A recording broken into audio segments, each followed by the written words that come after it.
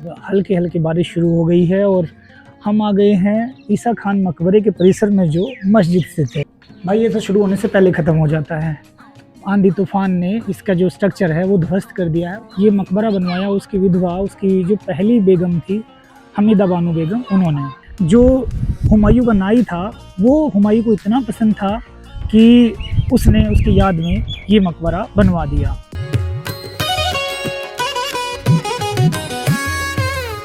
Hello नमस्कार दोस्तों, मैं डॉक्टर प्रदीप कुमार अपने इस नए व्लॉग में आज आपको लेकर आया हूँ दिल्ली की एक ऐसी खूबसूरत जगह जहाँ दुनिया भर के पर्यटक आना चाहते हैं, दुनिया भर के टूरिस्ट आना चाहते हैं, और वो है हुमायूं टॉम्ब।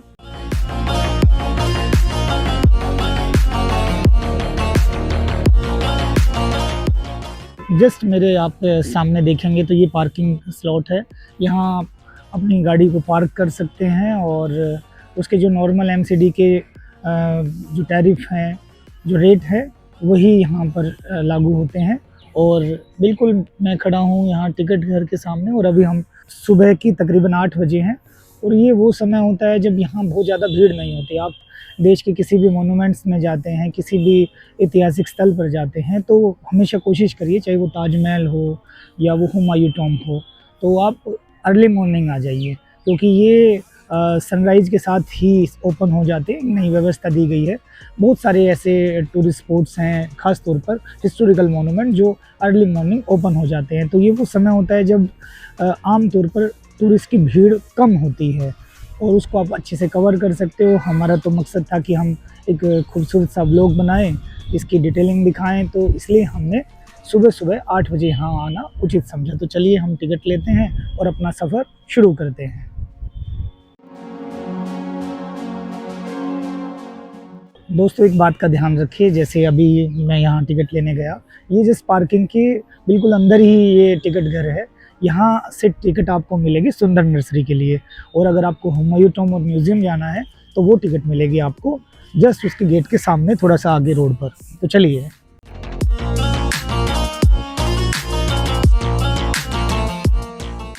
अगर आप टिकट के बारे में थोड़ा समझना चाहते हैं तो ये ज़रूरी पार्ट है एक्चुअली किसी भी डेस्टिनेशन का।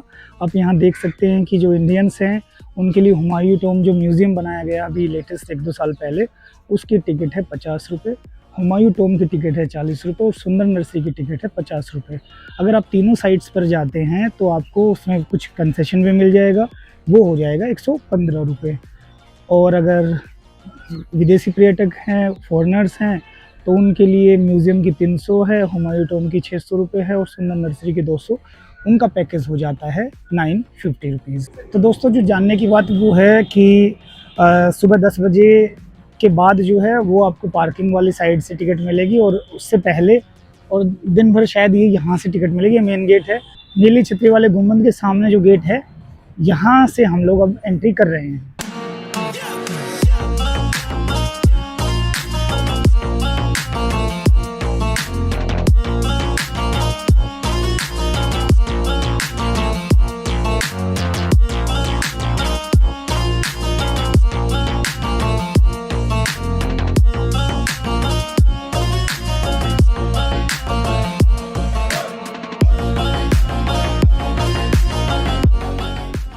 दोस्तों टिकट लेने के बाद हम आ गए हैं अंदर, और थोड़ा सा आप कुछ कदम आगे चलेंगे तो ये एक ऐसा स्पॉट है जो सबसे पहले आपको दिखाई देगा।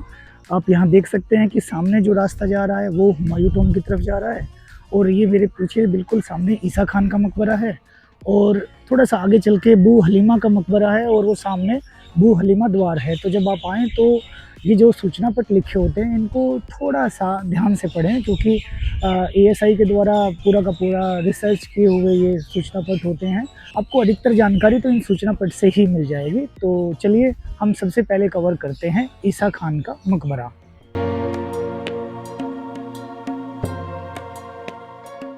दोस्तों 5 ऑफ ट्रैवल ब्लॉग्स में मैं अक्सर इंडियन हिस्टोरिकल मोनूमेंट्स के हिस्ट्री से संबंधित तमाम फैक्ट्स के साथ आपके सामने आता हूं, और किस तरह का परिवेश रहा होगा, क्या लाइफस्टाइल रहा होगा, क्या उनका स्ट्रक्चर रहा होगा, क्या प्रशासनिक व्यवस्थाएं रही होंगी, तमाम बातें मैं अपने ब्लॉग्स में आप लोगों को बताता हूं। तो आज इसी कड़ी में हम पहुंचे हैं हुमायूं टॉम्ब परिसर में। दिल्ली की एक बेहद खूबसूरत जगह है। ये वो जगह है जहाँ से मुग़लों की वास्तुकला शुरू हुई थी। एक तरह से वो मुग़लों की वास्तुकला का उदय माना जाता है। तो चलिए अपने सफ़र की शुरुआत करते हैं ईसा खान के मकबरे से।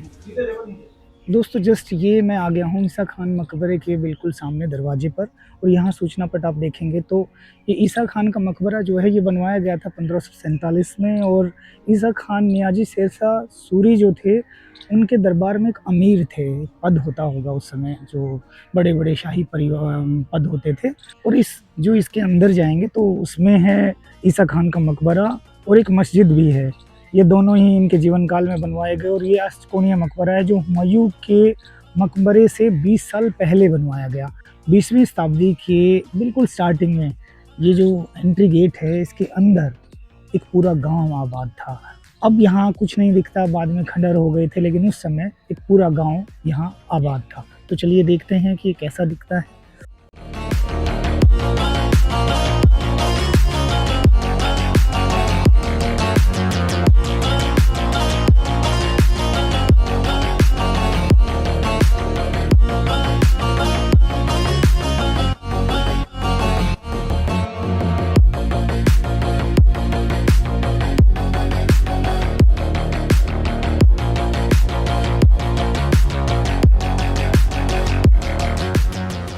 दोस्तों ये है ईसा खान का मकबरा, और बिल्कुल सामने जो दिखाई दे रहा है वो है मस्जिद। आमतौर पर इन मकबरों में हमेशा मस्जिद ज़रूर होती थी खुदा की इबादत करने के लिए। और अभी कुछ फॉरेनर्स हैं जो इस समय वहाँ कुछ एक्टिविटीज़ कर रहे हैं, शायद डांस कर रहे हैं या योगा कर रहे हैं, तो आप वो भी देख सकते हैं। सुबह सुबह का मौसम है और बारिश हो गई है, बूंदाबांदी शुरू हो गई और मौसम जो है बहुत ही सुहाना हो गया। और ऐसा लग रहा है जैसे कि आज हमारा यहाँ आना हमने बिल्कुल सही समय का चुनाव किया और पूरा दिन जो है वो खूबसूरत जाने वाला है। तो चलिए आपको दिखाते हैं इसकी बनावट, इसका स्ट्रक्चर और क्या है इस मकबरे की खासियत। दोस्तों ईसा खान जो थे वो थे शेरशाह सूरी के एक अमीर। दरअसल दोस्तों ये हुमायूं टॉम, और इसमें थोड़ा सा अंतर ये है कि ये बनवाया गया था शेरशाह सूरी के समय में 1547 में। मेरे सामने आप ईसा खान की जो कब्र है वो देख रहे हैं। साथ ही इसकी अगर हम वास्तुकला की बात करें, आर्किटेक्चर की बात करें, तो ये अष्टकोणीय बना हुआ है। इस तरह के मकबरे आपको दिखाई देंगे लोधी काल में, स्पेशली लोधी काल में। अगर आप देखेंगे तो ये पूरा का पूरा जो इसका डिज़ाइन है वो लोधी काल का है। एक और इसकी खासियत ये है कि ये पूरा मकबरा क्वार्ट्ज़ाइट पत्थर से बना है। और आम तौर पर आप इन मकबरों का जब हम लोग दौरा करते हैं या इन पर रिसर्च करते हैं तो देखते हैं कि वो लाल बलुआ पत्थर से बनाए गए हैं। लेकिन इस मकबरे का जो फिनिशिंग का काम है, मतलब डेकोरेशन का काम है, वो लाल बलुआ पत्थर से किया गया था। बेसिकली ये क्वार्टाइज एक पत्थर होता है, उसकी टाइप होती है, उससे ये पूरा का पूरा बनाया गया है। अगर आप मुझे फॉलो करेंगे तो आप देखेंगे कि बहुत सारी चीज़ें ऐसी हैं जो इसमें बिल्कुल वास्तविक हैं, ओरिजिनल हैं, जो उस समय की हैं। और बहुत सारा काम आर्कियोलॉजिकल सर्वे ऑफ इंडिया ने इस पे बाद में भी किया, क्योंकि ये अगर आप इसका मेन गुम्बद देखेंगे जो नीले आकार का है और डिज़ाइन देखेंगे वो बिल्कुल ख़राब हो गया था।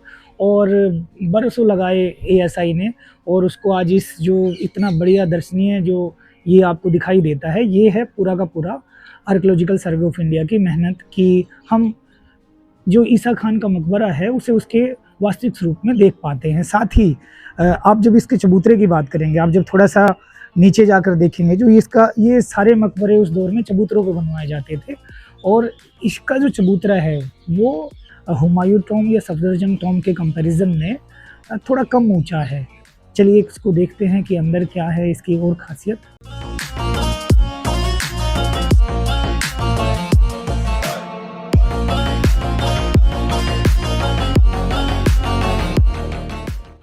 दोस्तों देखिए आप इसके अगर जब आर्किटेक्चर की बात करेंगे तो मैक्सिमम इन मकबरों में इन जालियों का काम होता है। जालियों की शेप बदल जाती है, अदरवाइज़ वो सेम आपको जालियों का वर्क इसमें दिखाई देगा। साथ ही ये मेहराब आप देखिए, ये मेहराब जो है मस्जिद की तरफ बनाया गया है। आपको यहाँ इस मेहराब पर यही फूल पत्ती का पैटर्न जो अधिकतर आपको मुग़ल काल में भी दिखाई देगा। साथ ही कुरान की आयतें जो हैं वो यहाँ पर लिखी गई हैं और बहुत बहुत बारीकी से ये काम किया गया है। इस पूरे परिसर में 6 कब्रें हैं। आपको ये जो कब्र दिखाई देगी, ये बीच वाली कब्र जो है, मुख्य कब्र, ये ईसा खान की कब्र है। और इसके अलावा और बाकी जो कब्रें देख रही हैं शायद वो ईसा खान के परिवार से संबंधित लोगों की रही होंगी। दोस्तों, जहाँ जहाँ हम लोग जाते हैं, जिन मकबरों में मैं आपको दिखाता हूँ, अक्सर मैंने एक चीज़ सिमिलरिटी देखी है कि जो उनके डिज़ाइनिंग पैटर्न है लोधी काल और मुग़ल काल दोनों के लगभग सेम रहते हैं, क्योंकि मुग़लों को शायद लोधी काल की कुछ चीज़ें जो हैं वो प्रभावित करती रही होंगी, जिसके कारण उन्होंने उनकी वास्तुकला का काफ़ी सारा हिस्सा अपना लिया।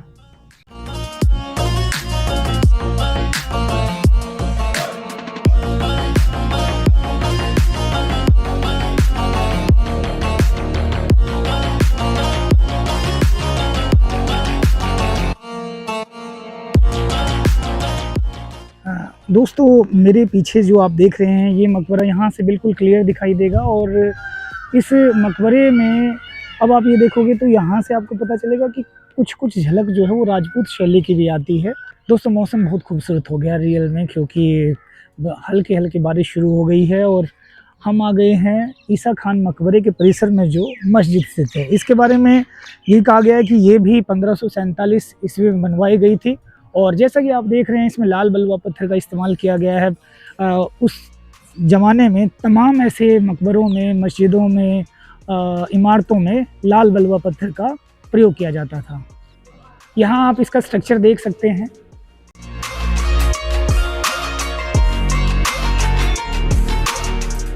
दोस्तों, अगर इस मस्जिद की आर्किटेक्चर को देखें तो इसमें भी सेम पैटर्न है। ये आपको मेहराब दिखाई देंगे और इस मेहराब पे ये कुरान की जो आयतें हैं ये आपको दिखाई देंगी, और वही सेम बनावट जो उस दौर के अधिकतर इमारतों में, अधिकतर मस्जिदों में आपको देखने को मिलती है, वो सेम पैटर्न यहाँ पर भी देखने को मिलेगा।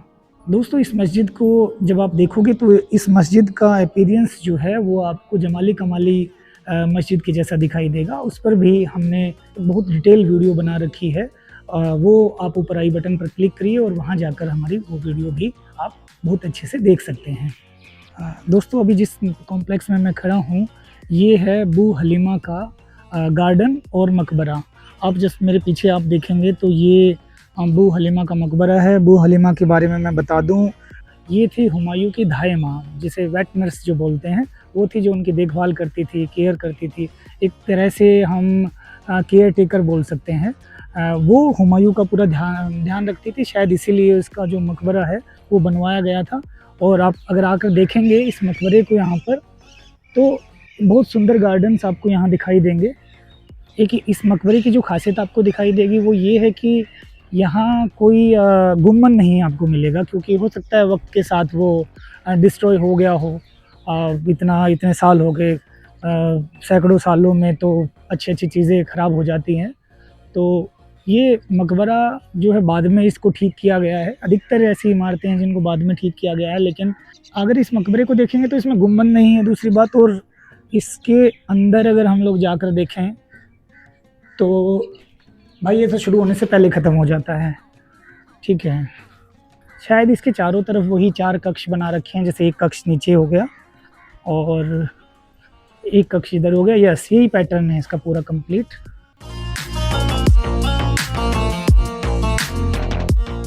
दोस्तों, अक्सर हम पूरे देश भर में घूमते हैं तो बहुत अच्छी चीज़ें हमें नहीं दिखाई देती। वो क्या है, वो ये है, आपको यहाँ कप दिखाई देंगे, आपको यहाँ पर जूस के पैकेट्स दिखाई देंगे, जबकि गार्ड भी रहते हैं, तमाम सुरक्षा के प्रबंध भी किए गए हैं, लेकिन फिर भी लोग जो हैं वो नहीं मानते। कृपया जब आप ऐसी जगह जाएं, इसकी खूबसूरती को बनाए रखना आपका काम है। दोस्तों, बू हलीमा मकबरे से होते हुए हम ये अगर सामने देखेंगे, बू हलीमा गेट है। यहाँ से निकलकर जब हम थोड़ा सा आगे हुमायूं टॉम की तरफ जाते हैं तो सबसे पहले जो एक और स्मारक आपको देखने को मिलेगा वो है ये दरवाज़ा। इसे कहते हैं अरब सराय दरवाज़ा। अरब सराय दरवाज़ा एक्चुअली 15 मीटर के करीब ऊंचा है और ये बनवाया गया था जो हुमायूं टॉम जिन शिल्पकारों ने, जिन वास्तुकारों ने बनवाया था वो फारस से आए थे। बहुत बड़ा दरवाज़ा बनाया गया था उस समय।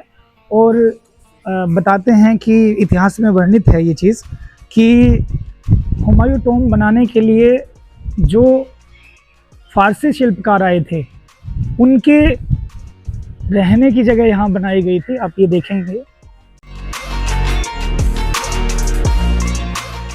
उससे पहले आप इस दरवाजे को देख सकते हैं, इसका भी गुम्बद टूट गया है। यहाँ वही लाल बलुआ पत्थर का इसमें भी इस्तेमाल किया गया है, और वक्त के साथ आंधी तूफान ने इसका जो स्ट्रक्चर है वो ध्वस्त कर दिया है, और आज इस पे गुम्बद नहीं है और सिर्फ एक दरवाजे के रूप में है, एक खंडहर के तौर पर दिखाई देता है।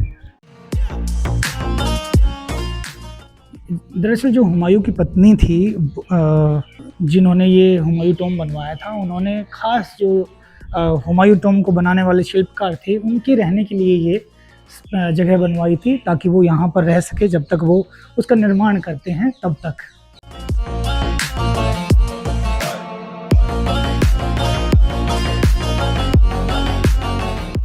यहाँ बगीचा देख सकते हैं, बहुत खूबसूरत सा, और जो पूरा स्ट्रक्चर है, ये आज भी ऐसा लगता है कि उस समय जो शिल्पकार रहे होंगे, उनके रहने की, खाने की और तमाम जो व्यवस्थाएं हैं, उसका पूरी तरीके से ध्यान रखा गया था। दोस्तों, अरब सराय दरवाजे से होते हुए अभी हम आ गए हैं उस जगह जहाँ से हुमायूं टॉम का पहला दीदार होगा, और यहाँ ASI ने साफ लिखा हुआ है कि ये जो 16 मीटर ऊंचा दरवाज़ा है, ये है हुमायूं टॉम का मुख्य प्रवेश द्वार। जैसा कि उस दौर के आप जितने भी ऐसे बड़े बड़े दरवाजे देखेंगे, तो उसमें दोनों तरफ आपको कक्ष बने हुए दिखाई देंगे, साथ ही ये रास्ता सीधा जाता है हुमायूं टॉम की तरफ। यहाँ एक और ख़ास बात मैं ज़रूर ऐड करना चाहूँगा दोस्तों, ये जो आप इस पूरे कॉम्प्लेक्स का कायाकल्प देख रहे हैं, स्ट्रक्चर देख रहे हैं, ये वर्ष 2000 से 2003 के बीच में आगा खां ट्रस्ट है, जिसने कड़ी मेहनत करके, मशक्क़त करके इस पूरी विरासत को एक नया रूप दिया। इसमें साफ लिखा हुआ है कि ASI के साथ मिलकर आगा खां ट्रस्ट ने 30 एकड़ बगीचे का रिकंस्ट्रक्ट किया। वो इतना सारा संरक्षण कार्य, 3 किलोमीटर जल मार्गों की मरम्मत की गई, 3.5 किलोमीटर रास्तों के किनारों को रिकंस्ट्रक्ट किया गया। देखिए कितना बारीक से बारीक ध्यान रखा गया है। आड़ू, लीची, अंगूर, जो मुगलों के दौर में जो पौधे होते थे, वो इस ट्रस्ट ने पूरा रिसर्च करके इस कॉम्प्लेक्स में लगवाए।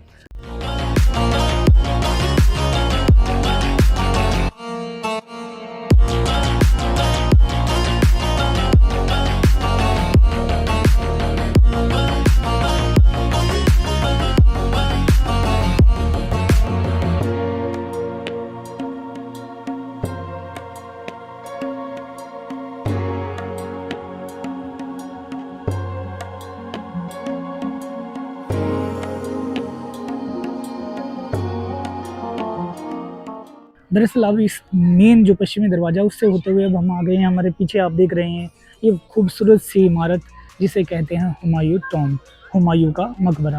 हुमायूं की मृत्यु हुई थी 1556 ईस्वी में, और 1556 ईस्वी में उसकी मृत्यु के बाद ये मकबरा बनवाया उसकी विधवा, उसकी जो पहली बेगम थी हमीदा बानो बेगम, उन्होंने इसे बनवाया था फ़ारसी वास्तुकार मिराक मिर्ज़ा ग्यास ने। पूरा डिज़ाइन जो है वो मिर्ज़ा ग्यास ने किया था इसका, और इस मकबरे की उस समय जो कीमत थी वो थी 15 लाख रुपए। इसकी वास्तुकला में लाल बलुआ पत्थर और सफ़ेद संगमरमर का जो मेल है, वही आगे चलकर ताजमहल के लिए इंस्पिरेशन बना। एक्चुअली उस समय संभवतः दुनिया का पहला ऐसा मकबरा था जो 4 बाग शैली में बनवाया गया था। 4 बाग मतलब जन्नत की कल्पना को ज़मीन पर उतारना, जहाँ पानी की नहरें जन्नत की 4 नदियों के प्रतीक हैं। हुमायूं के मकबरे को अक्सर ताजमहल का ब्लूप्रिंट भी कहा जाता है। ताजमहल और हुमायूं टॉम की वास्तुकला में बहुत सारी सिमिलरिटीज़ हैं। 9 कोणीय योजना वास्तुकला आपको यहाँ इसमें दिखाई देगी इस मकबरे की। 9 फोल्ड प्लान इसे कहते हैं। इसमें एक बड़ा जो सेंट्रल गुम्बदकार कक्ष है, उसके चारों ओर 8 2 मंजिले कक्ष भी बनाए गए हैं। साथ ही ज्योमेट्रिक रूप से यह एक ऐसे घेरे को रिप्रेजेंट करती है जो बेहद खूबसूरत लगता है। दोस्तों, ये इस मकबरे में जाने का एक गेट है जो इतनी सारी सीढ़ियाँ क्रॉस करने के बाद आपको इस मुख्य मकबरे तक लेकर जाती है। दोस्तों, ताजमहल के मकबरे और हुमायूं टॉम के मकबरे की एक और जो बड़ी सिमिलरिटी है वो है ये चबूतरा। ताजमहल का जो चबूतरा है वो भी इतना ही ऊंचा है, और हुमायूं टॉम का ये चबूतरा जो ये मकबरा उसके ऊपर बनाया गया है, इसकी ऊंचाई भी आपने देखी होगी। लाल बलुआ पत्थर और संगमरमर, आपको इस पूरे मकबरे में लाल बलुआ पत्थर और संगमरमर दिखाई देगा। दोस्तों, इस मकबरे के साथ एक और ऐतिहासिक पहलू इतिहास में दर्ज है, वो ये है कि अंतिम मुग़ल सम्राट बहादुर शाह जफ़र जो हैं, उन्होंने 1857 की क्रांति के दौरान इसी मकबरे में आकर अपने जो 3 शहजादे थे उनके साथ शरण ली थी और यहीं पर वो एक अंग्रेज़ अधिकारी हडसन ने उन्हें गिरफ्तार किया था।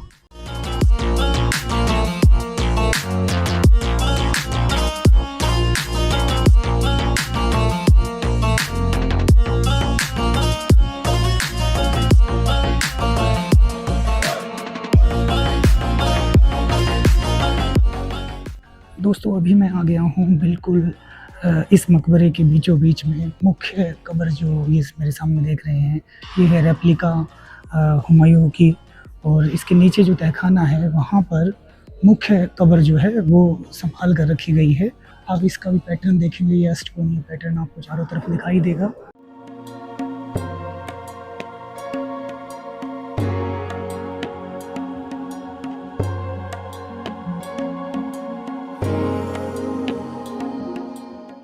दोस्तों, इस समय मौजूद हूँ हुमायूं के मकबरे के अंदर, और क्योंकि इस मकबरे के अंदर इतनी सारी कब्रें हैं, तकरीबन 100 से भी ज़्यादा आप ये देख रहे होंगे। आपको इस हुमायूं के मकबरे के अंदर दारा शिकोह जो कि शाहजहाँ के पुत्र थे, हमीदा बानो जो कि हुमायूं की पत्नी थी, और इसके अलावा बहुत बाद के जो मुग़ल शासक रहे उनकी भी कब्रें यहाँ देखने को मिलेंगी, जिसके कारण इस कॉम्प्लेक्स को डॉर्मेट्री ऑफ मुगल्स भी कहा जाता है। आप साथ ही आप यहाँ की बनावट देखिए, स्ट्रक्चर देखिए। आपको ये जो जालियाँ हैं, जो ये जाली दिख रही हैं आपको, ये जालियाँ आपको तकरीबन जितने भी मुग़लों के मकबरे हैं वो आपको यहाँ दिखाई देंगी। ये देखिए, आप इस जाली को देखिए, इस बिल्कुल ये सेम पैटर्न आपको जितने भी मुग़लों के मकबरे बनाए गए हैं उसमें आपको दिखाई देगा।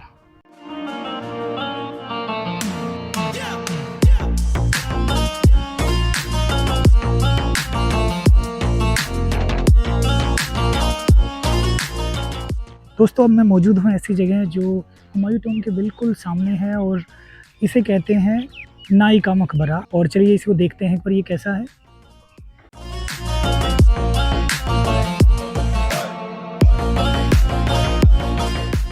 कहते हैं अगर बादशाह को कोई व्यक्ति पसंद आ जाए या बादशाह को कोई व्यक्ति अच्छा लगे तो बादशाह उसके लिए कुछ भी कर सकते हैं। उसी की बानगी है ये नाई का मकबरा।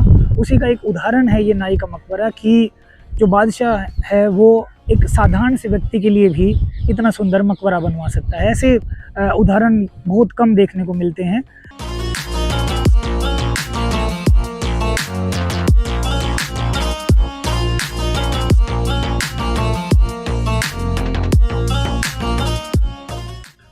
दोस्तों, हुमायूं टॉम्ब दरअसल एक पत्नी का अपने पति के प्रति जो मोहब्बत है उसको दर्शाता है, उसको बताता है कि एक पत्नी अपने पति के लिए दुनिया की कितनी बेहतरीन इमारत बनवा सकती है। आज के इस ब्लॉग में हमने इस हुमायूं टॉम्ब के परिसर के अंदर जितनी भी इमारतें हैं, मस्जिदें हैं, उनके बारे में बहुत बारीकी से जाना, समझा। दोस्तों, फिर मिलते हैं किसी नई हिस्टोरिकल मोनूमेंट्स की किसी नई खूबसूरत कहानी के साथ। तब तक खुश रहिए, रचनात्मक रहिए, साथ में चैनल को लाइक, शेयर और सब्सक्राइब करना बिल्कुल ना भूलिए। नमस्कार।